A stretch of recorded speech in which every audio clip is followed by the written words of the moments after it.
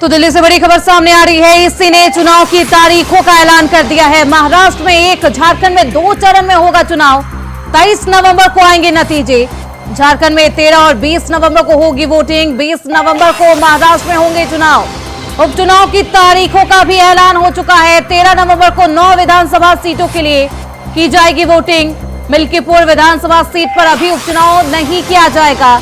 मिल्कीपुर छोड़कर बाकी 9 सीटों पर 13 नवंबर को होगी वोटिंग। केदारनाथ विधानसभा सीट पर उपचुनाव का ऐलान है। केदारनाथ उपचुनाव के लिए 20 नवंबर को मतदान किया जाना है। तो 20 नवंबर को होगी महाराष्ट्र में वोटिंग। झारखंड में भी 2 चरणों में वोटिंग डाली जाएगी। 13 और 20 नवंबर को मतदान किया जाएगा।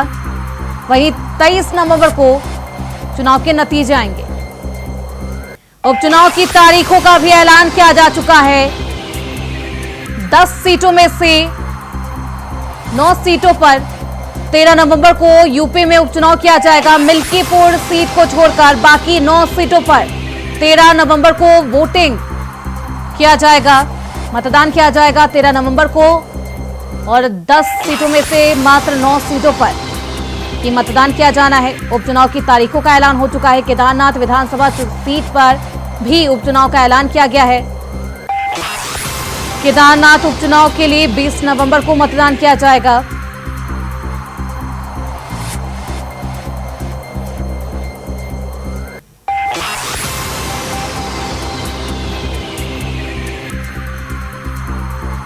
तो इलेक्शन कमीशन ने चुनाव की तारीखों का ऐलान कर दिया है। बिगुल बज चुका है।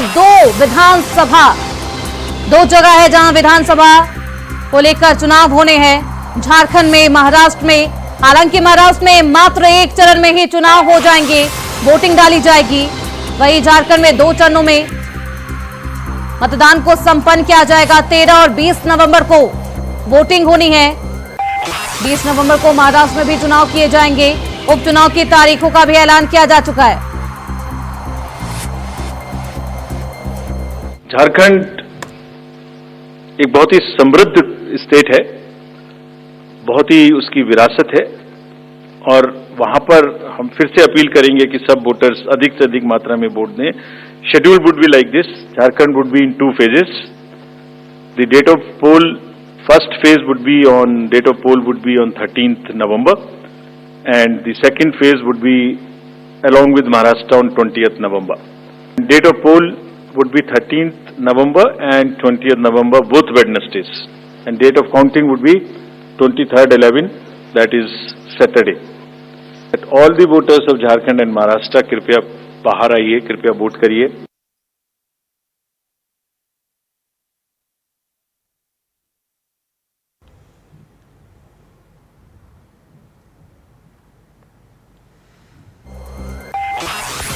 इस खबर पर हमारे सहयोगी पुष्पेंद्र चौधरी न्यूज रूम से हमारे साथ जुड़ चुके हैं। सीधे रुख करते हैं उनकी तरफ। पुष्पेंद्र, अहम बात यह है कि 288 सीटों पर 1 चरण में ही महाराष्ट्र में चुनाव होने हैं।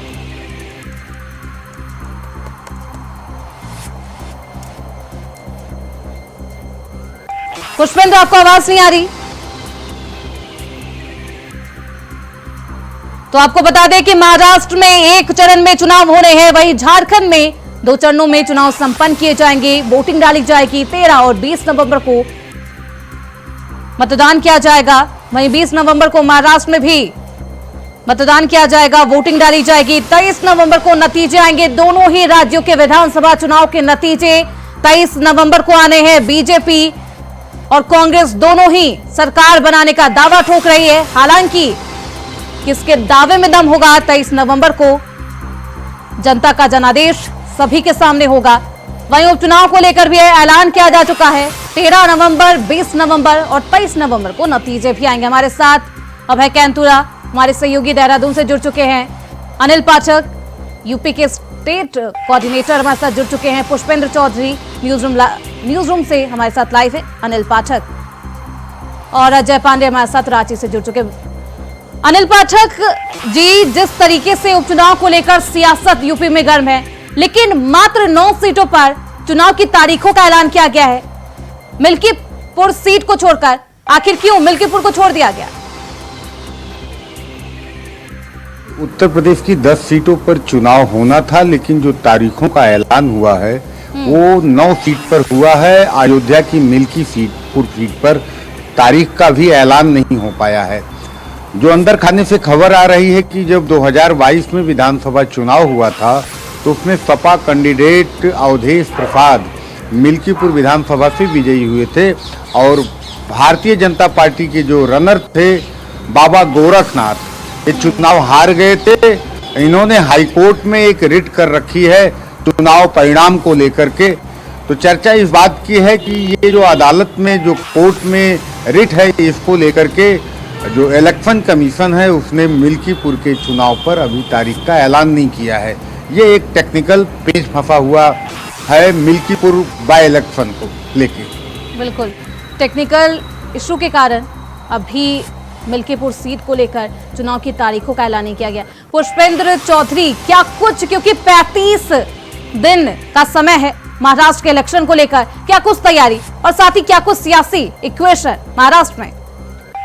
देखिए बिल्कुल, महाराष्ट्र की 288 सीटों को लेकर चुनाव आयोग ने आज तारीखों का ऐलान कर दिया है और एक ही चरण में 20 नवंबर को वहां पर चुनाव होगा और 23 नवंबर को जो रिजल्ट है वो आ जाएगा। लेकिन सबसे बड़ी बात वहां पर यही है कि जो बीजेपी वाला गुट है उसमें भी 3-4 पार्टियां हैं, जो कांग्रेस वाला गुट है उसमें भी 3-4 पार्टियां हैं, जो वोट बैंक है वो आखिर अब की बार कैसे बटेगा। और दूसरी बात सबसे बड़ी यही है कि लोकसभा में जो रिजल्ट आया उसके आधार पर विधानसभा चुनाव में महाराष्ट्र में जरूर फर्क पड़ेगा और विधानसभा चुनावों को लेकर बीजेपी की तैयारियां जरूर वहां पर अच्छे से चल रही हैं। लेकिन लोकसभा चुनाव में जिस तरीके से फेरबदल अब की बार देखने को मिला था, 48 सीटों में से अब की बार एनडीए के खाते में मात्र 17 सीटें आई थी और जो इंडिया गठबंधन है उसके खाते में 30 सीटें आई थी। तो यहीं से पूरे विधानसभा चुनाव का जो परिणाम है वो अभी से जो आकलन है वो किया जा सकता है। लेकिन महाराष्ट्र में जो चुनावी प्रक्रिया अभी दोनों पार्टियों की तरफ से चलती हुई दिखाई दे रही है।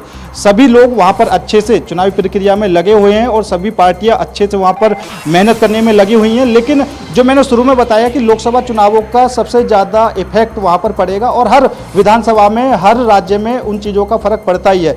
विधानसभा में बीजेपी को वहां पर अब की बार कड़ी मेहनत करनी पड़ेगी, जो सहयोगी दल है उनके साथ मिलकर वहां पर अच्छे से टक्कर देनी पड़ेगी और हो सकता है कि अब की बार जो एनडीए है और इंडिया गठबंधन है दोनों में काफ़ी ज़्यादा टक्कर देखने को वहां पर मिल सकती है। जी बिल्कुल पुष्पेंद्र, क्योंकि हरियाणा का जो नतीजा आया वो बीजेपी के पक्ष में आया, ऐसे में बीजेपी पार्टी बेहद उत्साहित है, उसका क्या कुछ प्रभाव महाराष्ट्र चुनाव पर?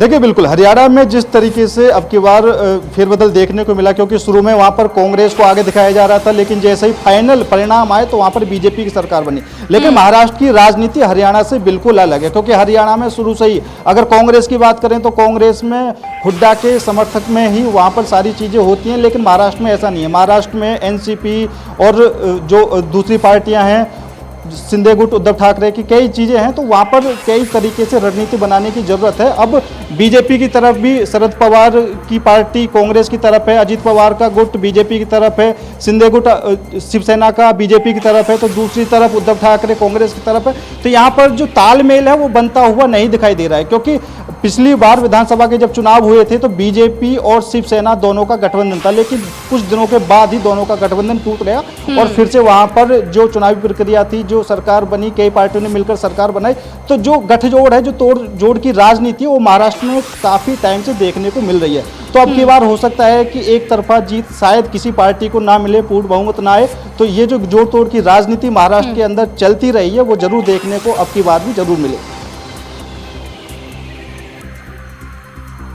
अजय जी, सबसे ज्यादा दिलचस्प जो लड़ाई है वो झारखंड में है, ऐसे में झारखंड में क्या कुछ सियासी समीकरण है, क्या कुछ तैयारी दोनों ही पार्टियों की? जी बिल्कुल, देखिए आज चुनाव आयोग ने जो झारखंड विधानसभा की चुनावी बिगुल आज शुरू किया है और वैसे में 81 विधानसभा सीटों के लिए जिस प्रकार से चुनाव आयोग ने कहा है कि झारखंड में चुनौती पूर्वक जो शांतिपूर्वक और निष्पक्ष रूप से चुनाव संपन्न कराने के लिए उन्होंने दावा किया है। निश्चित रूप से झारखंड में ये सबसे पहली बार बात है कि 2 चरणों में चुनाव हो जा रहा है। अगर 2019 की अगर हम बात करें तो जो है 5 चरणों में झारखंड में चुनाव हुए थे और यह झारखंड में पहली बार है कि जो संसदीय सीटें यानी समझने की 81 विधानसभा सीटों में 24 ऐसे जो विधानसभा सीटें हैं जो नक्सल प्रभावित क्षेत्र हैं, जो उनके लिए सबसे बड़ी चुनाव आयोग के लिए चुनौतियां भी है। और वैसे में जो 2 चरणों में चुनाव है, निश्चित रूप से एक चुनौती के रूप में चुनाव आयोग ने लिया है।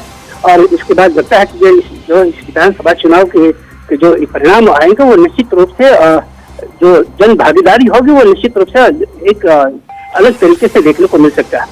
इस प्रकार से आप देख सकते हैं कि झारखंड विधानसभा की चुनाव की लेकर की सियासत जो की लड़ाई है वो काफी तकड़ है। जिस प्रकार से देख सकते हैं कि झारखंड में जिस प्रकार से हेमंत सोरेन ने जेल के बाहर से आने के बाद योजनाओं की झड़ी एक के बाद एक योजनाओं की सौगात झारखंड को दिया है। और निश्चित रूप से जो इस बार जो है निश्चित रूप से विपक्षियों के लिए एक बड़ी चुनौती के रूप में भी देखा जा सकता है। बिल्कुल, और देख सकते हैं बीजेपी के लिए चुनौती है झारखंड का चुनाव। अब है केदारनाथ उपचुनाव को लेकर भी तारीखों का ऐलान हो चुका है। केदारनाथ सीट महज एक सीट नहीं है, एक मैसेज जाएगा। जिस तरीके से अयोध्या सीट जब विपक्षी पार्टियां जीतती है तो एक मैसेज आता है। ऐसे में क्या कुछ सियासी हलचल केदारनाथ में?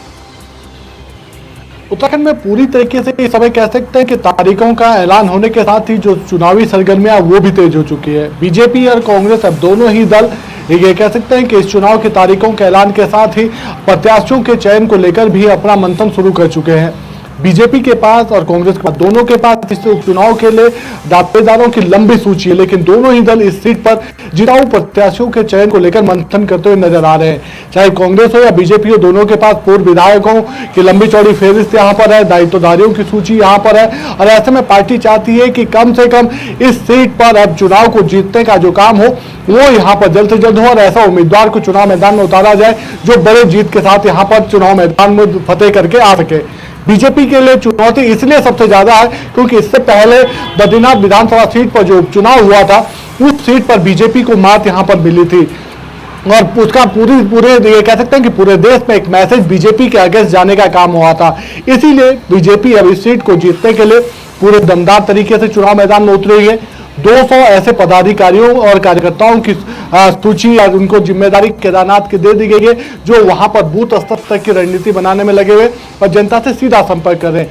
धामी सरकार के 5 कैबिनेट मंत्रियों को 5 जो मंडल है केदारनाथ विधानसभा सीट के बीजेपी के, उन 5 मंडलों की जिम्मेदारी वहां पर दे दी गई ताकि इस बार बड़ी जीत यहां पर दी जा सके। जबकि कांग्रेस ने अपनी चुनावी तैयारियों का ऐलान केदारनाथ की जो पदयात्रा थी हरिद्वार से केदारनाथ तक की उसके साथ ही यहां पर कर दिया था। तो ऐसे में कह सकते हैं कि केदारनाथ विधानसभा के उपचुनाव की जो सरगर्मियां हैं वो उत्तराखंड में पूरी तरह से तेज हो चुकी है। 22 अक्टूबर से चुनावी प्रक्रिया शुरू हो जाएगी। 29 अक्टूबर को नामांकन की आखिरी तिथि यहां पर है।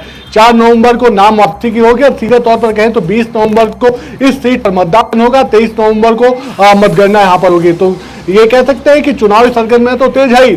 बीजेपी और कांग्रेस दोनों के लिए ये सीट अब साख का सवाल यहाँ पर बन चुकी है क्योंकि बीजेपी और कांग्रेस दोनों के लिए ही ये सीट साख का सवाल है। ऐसे में अनिल पाठक, क्योंकि 9 सीटों पर उपचुनाव होने हैं और ये 9 सीटें महज सीट नहीं है, सेमीफाइनल के तौर पर देखा जा रहा है। 27 में चुनाव होने हैं यूपी में विधानसभा चुनाव, उससे पहले इसे सेमीफाइनल के तौर पर देखा जा रहा है। क्या कुछ सियासी हलचल?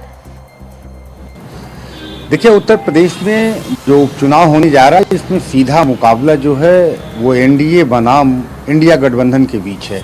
समाजवादी पार्टी की तरफ से 6 कैंडिडेट घोषित किए जा चुके हैं और भाजपा ने भी अपने प्रत्याशियों को लेकर के एकदम फुल प्रूफ प्लान बना लिया है। 13 नवंबर को यहाँ वोटिंग होनी है और 23 को यहाँ पर परिणाम आना है। 9 सीटों पर पूरी तैयारियां हैं, सभी दलों की हैं, खासकर समाजवादी पार्टी और भारतीय जनता पार्टी की। रही बात अयोध्या की मिल्कीपुर सीट, वहां पर पेच फंसा हुआ है। हालांकि यहां पर मुख्यमंत्री योगी आदित्यनाथ की तरफ से 3 लगातार दौरे किए गए थे और ये पूरी उम्मीद जताई जा रही थी कि जो ये 13 नवंबर की तारीख घोषित हुई है इसी के साथ मिल्कीपुर का भी उपचुनाव हो जाएगा। लेकिन इलेक्शन कमीशन ने अभी तक मिल्कीपुर सीट पर तारीख घोषित नहीं की है क्योंकि मामला जो है वो हाई कोर्ट में पेंडिंग है।